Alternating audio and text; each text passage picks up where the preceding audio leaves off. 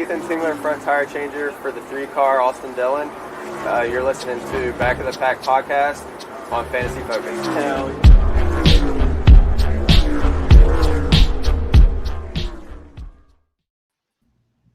What's up, everyone? Welcome to episode number 27 of the Back of the Pack podcast here live on Fantasy Focus, brought to you by the Original Hooters. We are post-Kentucky, headed into a very exciting exhibition match, I guess you can say, the Nascar All-Star race at Bristol. Looking forward to it. How you gents doing? Doing great. We had a rookie in victory lane, an exciting finish to a nice Sunday race, and an awesome midweek race to look forward to here. So I'm excited to get the week started. For a quote-unquote cookie-cutter boring racetrack, the end of that race was just spectacular. What a finish there by Cole Custer. Hats off to the young kid who looks like he's 38. He looks 38, but like 18 at the same time. Right? Yeah, he's Benjamin Button of the NASCAR circuit. They definitely check his ID at the grocery store. I can't put my finger on that guy, but I'll tell you what, he can put his fingers around that racing car wheel, do a little bit of left turning, coming out. He knew what he was doing, man. He had a fast machine.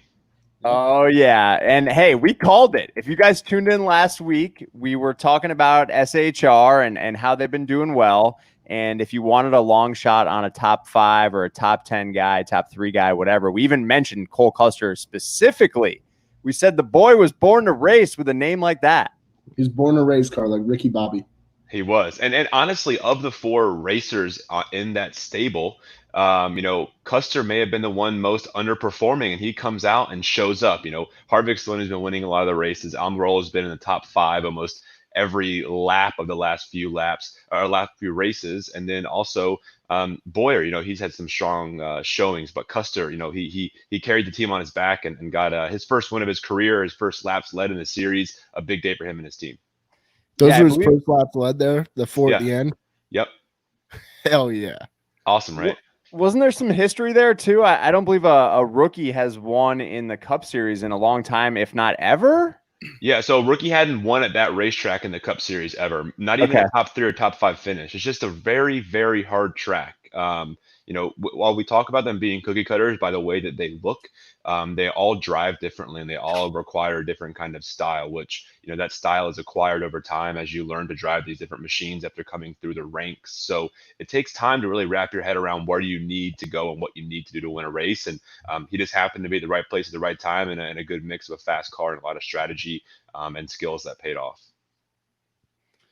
Yeah, and if you guys aren't aware, the 3 of us and about 5 other guys, every week we do a random NASCAR pool where we each get a top 8 driver and then 3 other random drivers. And your boy right here just so happened to get Cole Custer this past weekend paired with Mr. Keselowski. I was happy about Kez because historically he had done well at this track.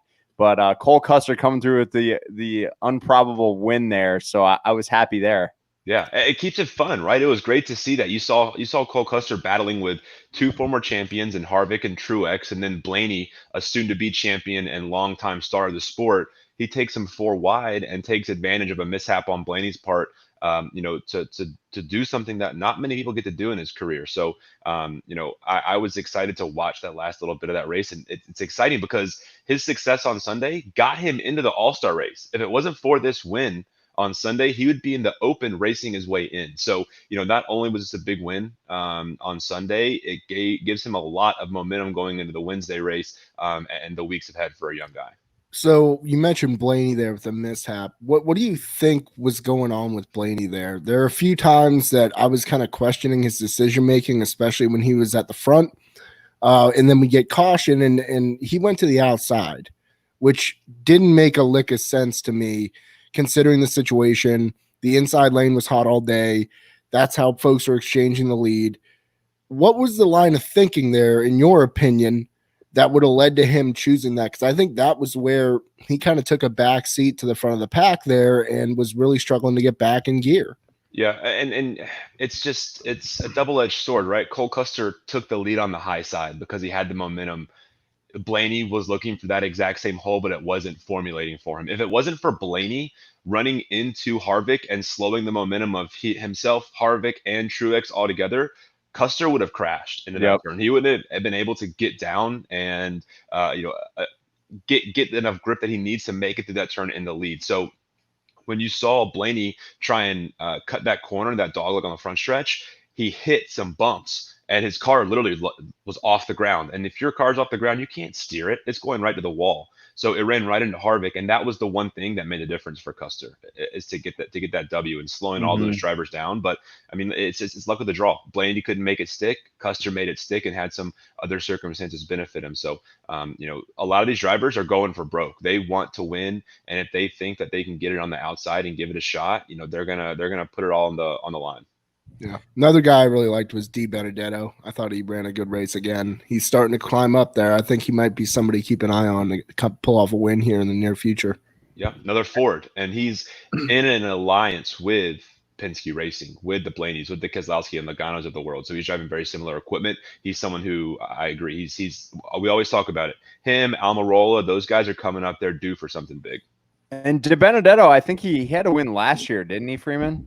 He almost did at Bristol. So Bristol is the track where, he's kind of come into himself. This is the first year he's in top-notch equipment. He used to be with a different team, with Levine Family Racing, who Christopher Bell is with now. But, he got an upgrade, and he got beat up by Denny Hamlin in the last few laps at Bristol last year. I think he's someone to look forward to doing well on Wednesday if he can make it into the All-Star race because of his teammates' success. Logano, Keselowski, Blaney at Bristol earlier this year. So another thing to look forward to.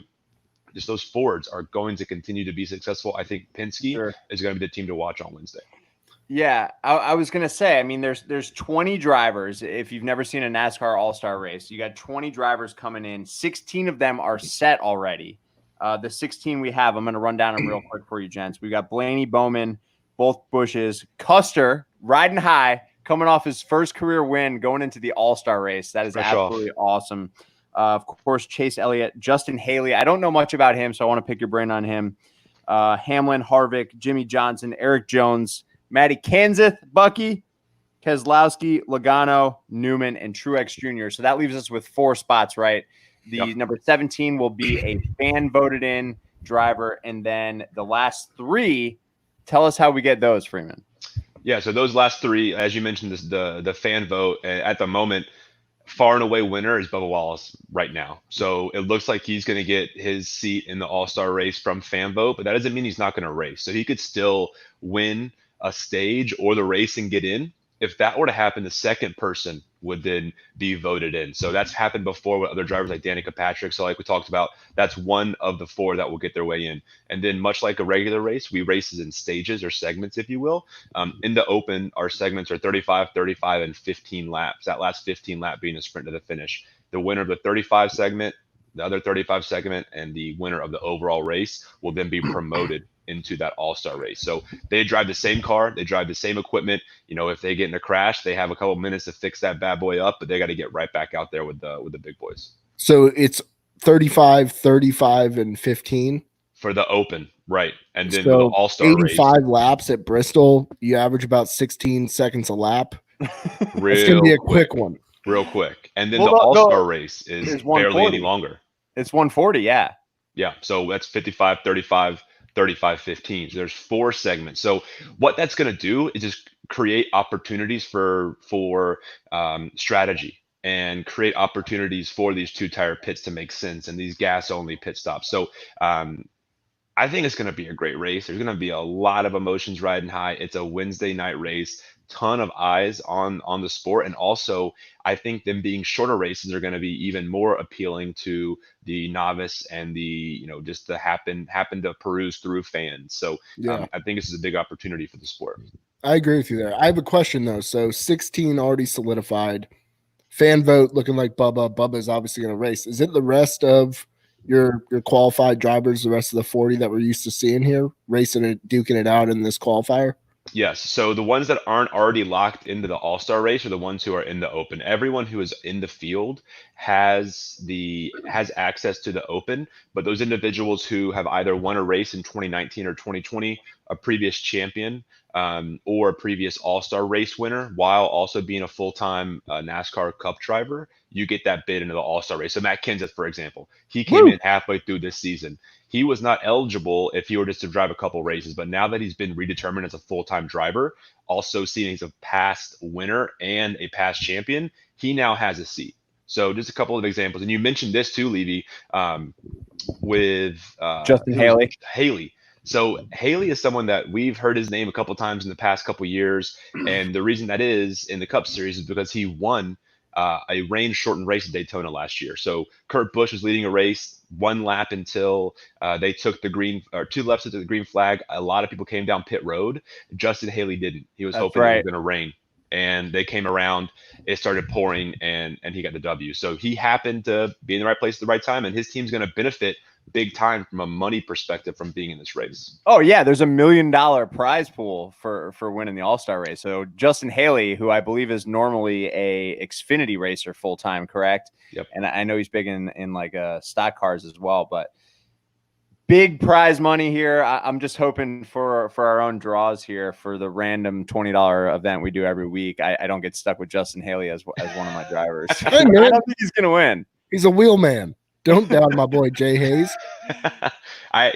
He's someone who I think really is coming up in the sport. He's someone like an Alex Bowman who gets behind any wheel he can, but it's just about it's supply and demand. There's an oversupply of drivers, but there's not enough demand for them in the Cup Series. You don't have 80 cars on the track. You know, it's very exclusive in the sense that only a few people are in the top level, upper echelons of the sport. So he's waiting for his opportunity. He's coming up the ranks in the Xfinity Series. You know, he's got a win in the Cup Series. It speaks volumes. I don't think he'll be a winner here, but it's definitely good for his career and future prospects. Yeah, for sure. So will like Almirola race in the All-Star Open? I mean, or because I was looking at some of the names quickly earlier, and I saw like Boyer, Bubba, DiBenedetto, Byron, Reddick, Nemechek, Austin Dillon. So the usual suspects. You got it. It's if you look at any kind of speed chart on a weekend, it's usually 17 and on. 18. Realistically, you know, that middle of the pack and back are the ones who are going to be in the Open fighting to play with the big boys later in the night. So just to jump through a couple of odds in order from favorite for the Open, Boyer opens at plus 400 to win that. But here's the thing. It's challenging to bet on the Open because if Boyer goes out and wins the first stage, he's not going to drive the second and third stage. Okay. He's going to call it quits. So you are trying to pick the person who is going to win the race, who is not going to win the first or second stage. If you're going to be betting outright in you know, a top 3, top 5, an outright win. So it's even more challenging here to play that on the Open. Yeah, because they have to take the same car out for the actual NASCAR race. Right. So if they qualify, they're outie. So this is unique. Bubba feels like he has a big advantage. Dude, I don't know. Would you race if you? It's hard because you don't want to tear up your equipment, but you also don't want to not be in the race because you think you're going to win something that isn't, you know, definite. So I think Bubba has a good shot of winning this because winning any stage, you have 3 chances. Wait a second. Wouldn't it make more sense for them to announce the fan vote before the All-Star Open? No, they see the race as an opportunity for these drivers to politic for themselves. Yeah, so it's a part of the entertainment and engagement. So you'll see the drivers, you know, pushing for themselves. Like Matt DiBenedetto, he's someone who is very, very good at, you know, self-publicity as someone in the middle of the pack. He got himself, you know, very high in these rankings for going above and beyond in some of these pre-race broadcasts and televised events. Should have got him on the pod. Right? Exactly. So, you know, they will announce this right after the race ends. The drivers will have a good idea, but they won't know for sure. That race will end. They'll announce that driver, and that car gets pushed to the starting grid for the next race. So quick turnaround. It's a lot of fun. It's going to be exciting to watch. That's crazy. And I'm with you guys on DiBenedetto. I think if I'm going to we're recording too early here. We should have really done this on Tuesday night or early Wednesday because the Monkey Knife Fight DFS picks or options are not up yet. But you will be able to essentially play DFS on and bet on whatever, you know, if you want to do top 3, top 5, top 10, whatever on other sites, you will be able to do that for the All-Star Open and the actual All-Star race. So if I'm gonna be true degen mode here, and if I'm gonna lay a bet on someone to actually win that All-Star Open, I think I'm gonna lean to Benedetto. I don't know that I see him winning stage 1 or 2. I feel like you got to have some strategy in there for that. I'm gonna lean to Benedetto. He has been racing well, and considering the competition in this event, I think he's got a legitimate chance. I like Reddick and Bell, 2 rookies. Yeah. We are going to see rookies winning. If it's a stage, if it's the race, we'll have at least 2 rookies in that all-star field. Of course, with Custer winning his way in, I think we'll have either a Bell or a Reddick winning one of these stages. What happens in these opens in that last 15 laps, it becomes a shit show. It is a wreck fest. So, it's just so hard to pick who's going to win. I'm confident that I think, a Boyer and a Byron are going to get out early. Even an Almirola. Those guys have a lot of speed. They don't belong in the open, but from the circumstances, they happen to be in that position. So I think these wily veterans will have a lot more success in the early onset of the race, and watch for this wreck fest to happen in those last 15 laps of the open. Let me ask you this. Would you say that it's an advantage for these guys that already don't have a locked in seat, for the guys that have to essentially earn their way in through the All-Star Open? Are they basically, it's kind of like their breakfast ball, golf reference, if you will. They've got a little warm-up swing there in the beginning, fine-tuning it up, get a stage win.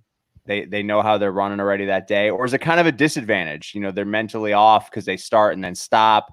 Their equipment might be messed up. Like, I think it's truly an advantage, and as long as you're not the one who is, who wins the race, who has gotten their car beat up in the last lap to advance. I think the person who wins the first and second stage will have the biggest advantage because, of course, they have the least wear and tear on their car. Yeah. By every walk of the imagination, this is an advantage from a track understanding, grip level, heat, temp perspective.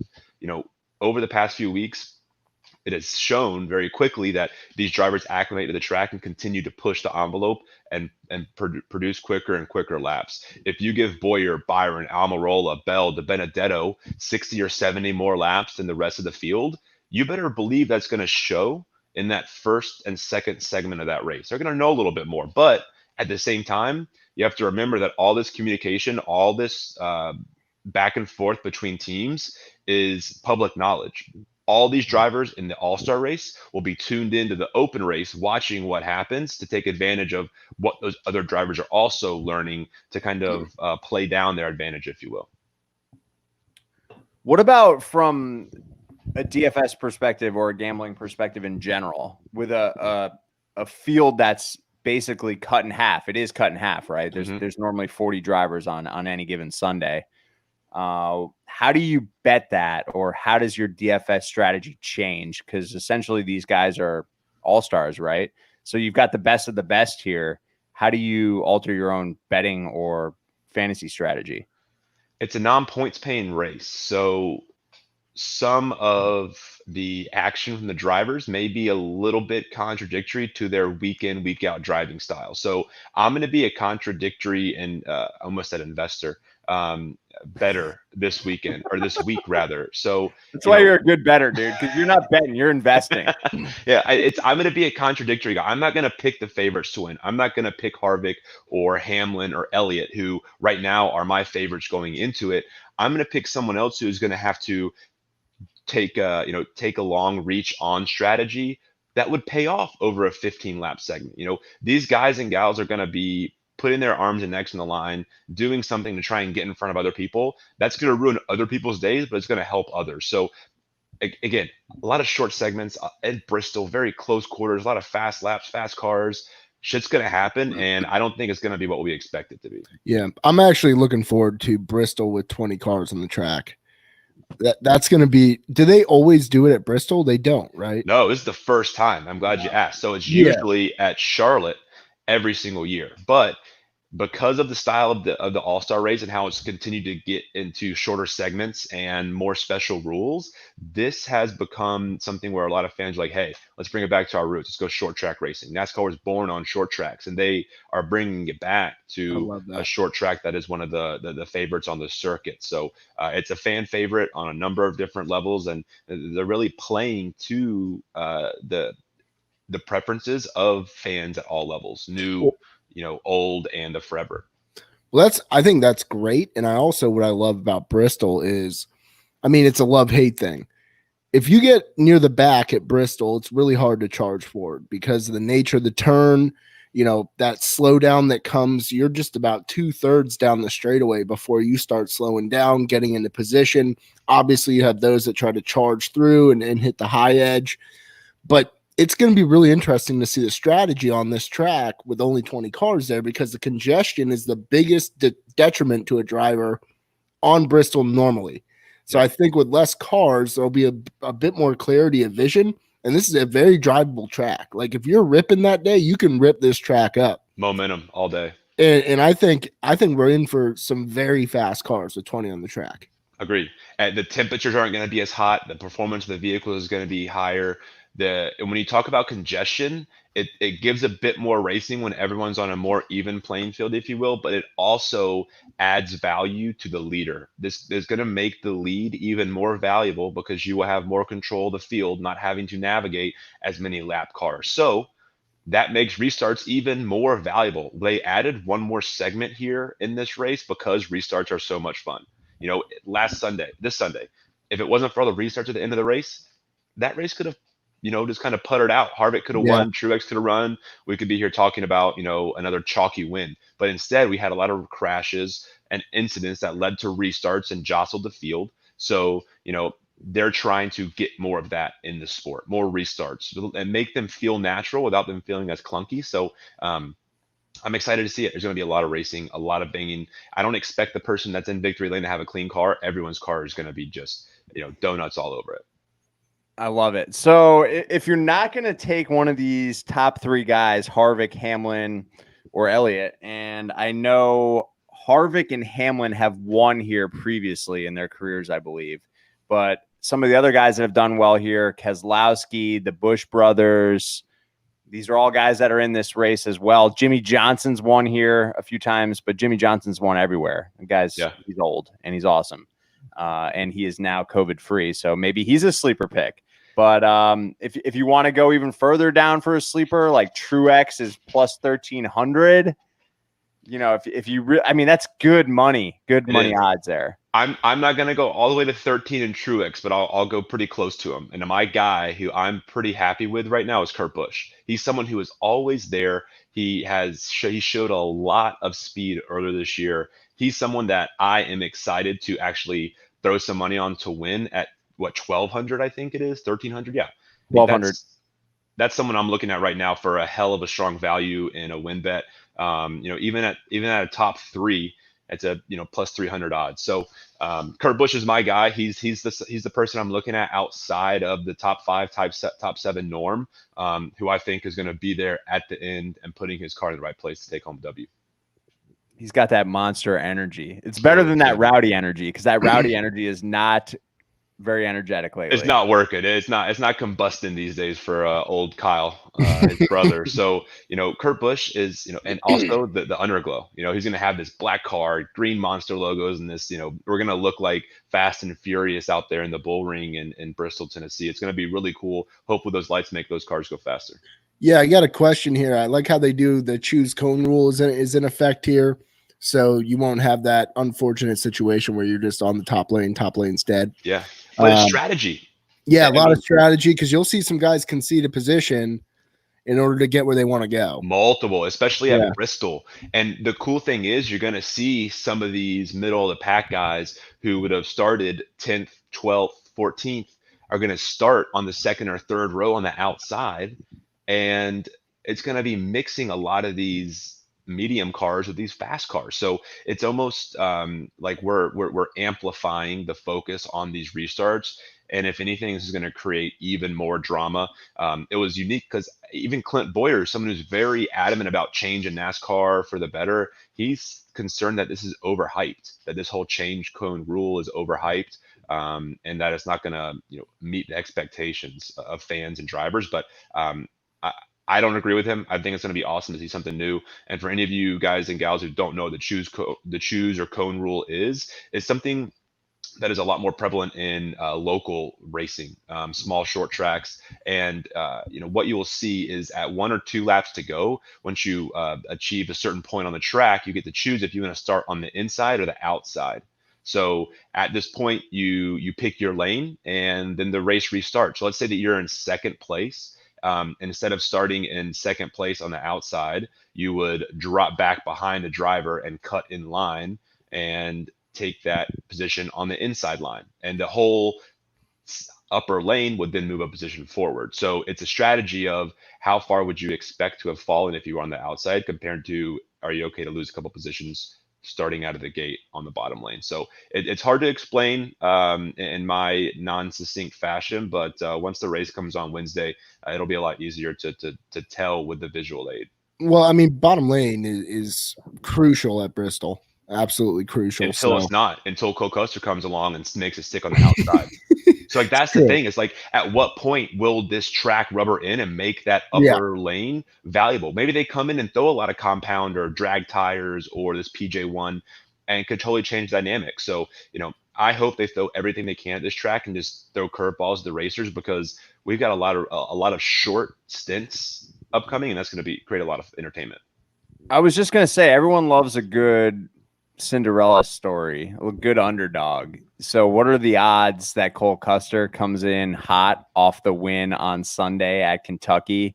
The odds are plus 6,600 for Custer to win. Sheesh. I mean, if you're telling me I got a 1 in 20 chance, I think that's worth throwing $25 on, if that's your unit size, or $10, whatever. Win yourself some money and just throw a unit on Cole Custer to stay hot. That just sounds fun. The idea of that. I think it's hard to pick against him. He's in the Ford. He's with Stewart-Haas Racing. All these cars are fast.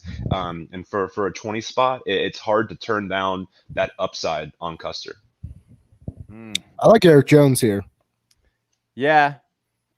Another one of those guys hanging around in the bushes. He's going to pounce eventually. And he showed some speed at Bristol a few weeks ago, if I'm not mistaken. So again, he's in a Toyota. Kyle Busch and a lot of these Toyotas outside of Hamlin up until this week haven't really shown.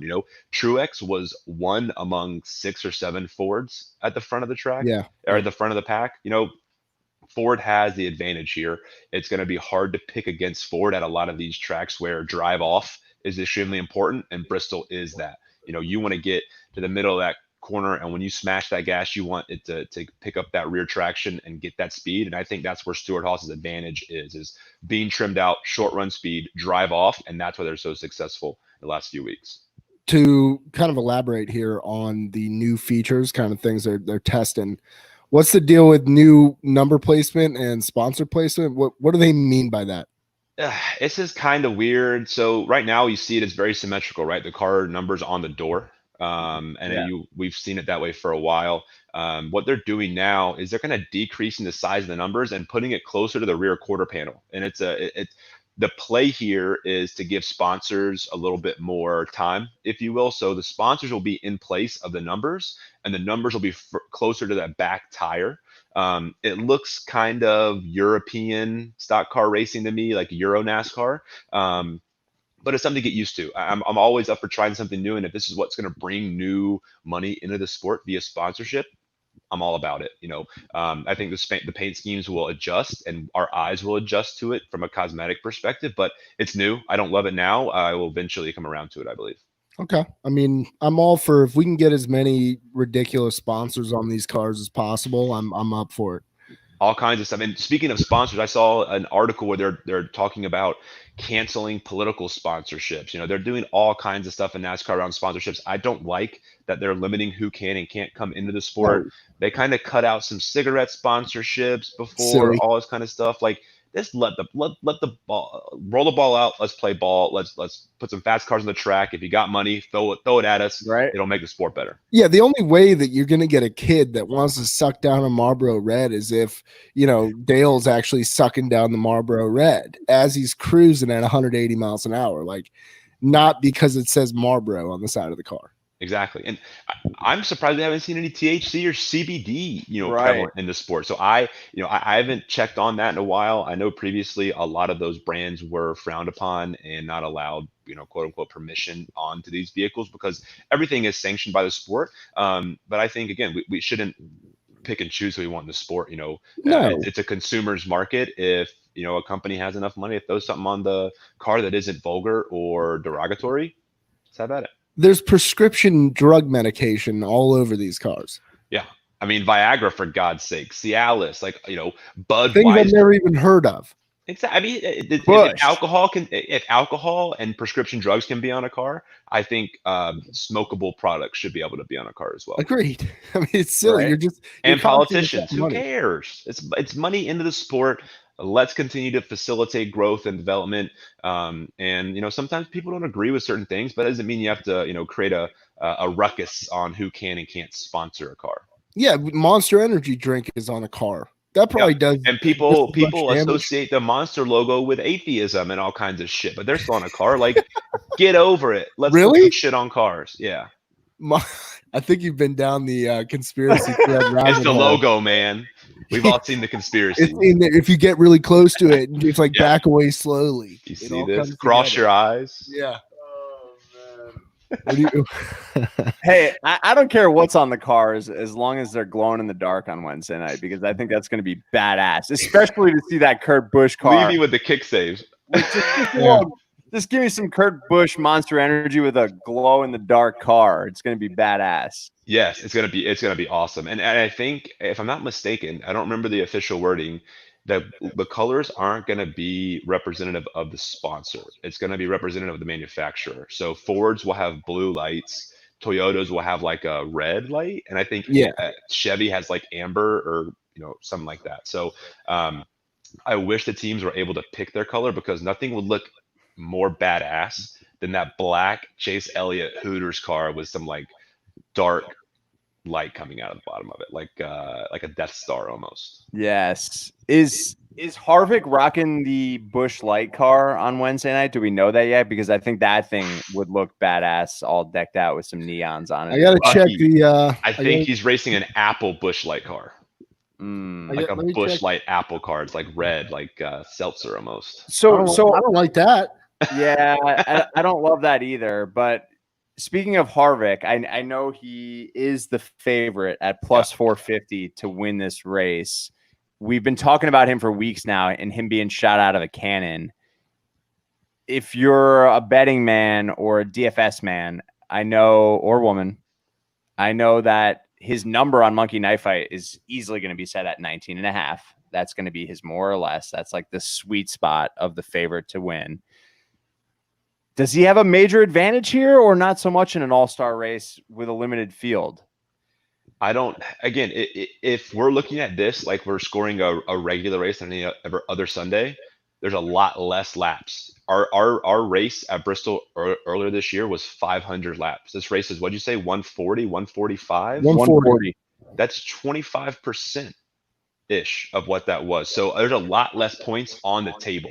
We're going to be a lot heavier on picking our Monkey Knife Fight picks on final finishing order because there is a high probability a lot of drivers are going to lead a few laps in this race because of the strategy. You're going to see people maybe not pit after the second stage or the third stage to set themselves up for the end, and that's going to create a lot of drivers leading 3 to 7 laps instead of one driver leading 70 to 90, I believe. So when we're thinking about points, if Harvick has 19.5 out of the gate tomorrow when we make our picks, if I don't think he's going to win, I'm not going to pick Harvick. I can't believe it's the Busch Light Apple car. What is this Busch Light Apple? What is it? It's brand new apparently. So they're racing that on Sunday or Wednesday and Sunday. So we have the All-Star race this week, and then we're going to be in Texas on Sunday. So we've got all kinds of unapproved Bucky paints for Harvick here coming up. It's a beer, but it's apple beer. Who wants this? Remember that wicked hard apple stuff? That's what it reminds me of, and it looks pretty sissy. This is not cool, man. This is totally tarnishing the good name of Busch Light. Yeah, not great. Busch needs to stay away from that. It's like Busch trying to get in as a Zima product. They should have come out with Busch Light, pork rinds. They can use the same color still. You should write your buddies over at Busch. It's bullshit, man. Little Smithfield pork rinds Busch beer. This wedding is horse shit.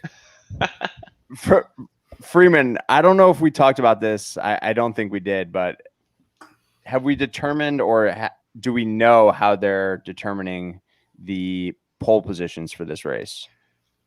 I believe it's going to be random. I haven't seen any results at the moment. And I think that's why we're waiting on Monkey Knife Fight to publish, is we're waiting for NASCAR to publish a starting order for the All-Star race. So my only question is, for this race, could they potentially draw that starting lineup after the Open? Mix it up a little bit, give some of these other drivers a chance to mix into the starting lineup since there is no qualifying.